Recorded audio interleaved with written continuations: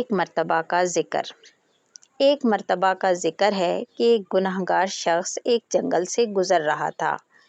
پیاس کی شدت نے اسے بہت پریشان کیا۔ پیاس بجھانے کے لیے اس نے پانی تلاش کیا تو اسے ایک کنواں نظر آیا۔ وہ کنویں میں اتر گیا اور پانی پی کر اپنی پیاس بجھائی۔ پانی پی کر جب وہ کنویں سے باہر نکلا تو اس نے دیکھا کہ ایک کتا پیاس سے بے تاب ہے اور پیاس کی شدت کی وجہ سے وہ گیلی مٹی میں منہ مار رہا ہے۔ اس شخص کو خیال آیا کہ اس کتے کو بھی پیاس کی وجہ سے ویسی ہی تکلیف ہو رہی ہوگی جیسی کچھ دیر پہلے مجھے ہو رہی تھی۔ کنویں سے پانی باہر نکالنے کے لیے کوئی ڈول یا بالٹی بھی اس شخص کے پاس نہ تھی۔ وہ سوچ میں پڑ گیا کہ آخر کنویں سے پانی کس طرح نکالا جائے۔ اچانک اسے خیال آیا کہ اس نے چمڑے کے موزے پہن رکھے ہیں، ان موزوں میں پانی بھر کر نکالا جا سکتا ہے۔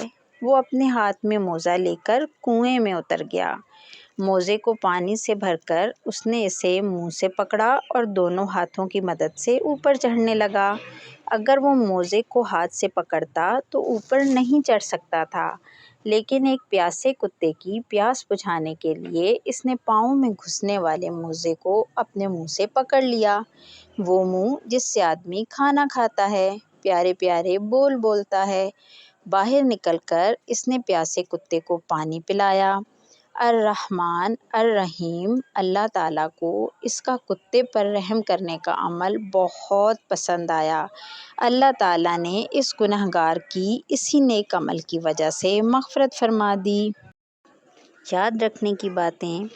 پیارے بچوں، آپ نے دیکھا کہ ایک گنہگار نے ایک پیاسے کتے پر رحم کھایا تو اللہ تعالیٰ نے اس کی مغفرت فرما دی۔ ہم بھی انسانوں سے اور خصوصاً بہن بھائیوں سے، امی ابو سے اچھا برتاؤ کریں گے تو اللہ تعالیٰ کو کتنا پسند آئے گا۔ اور ایک سبق یہ بھی ملا کہ کسی بھی نیکی کو کمتر یا چھوٹا نہ سمجھا جائے، نامعلوم کہ اللہ تعالیٰ کس نیکی کی وجہ سے ہم پر رحم فرما دیں۔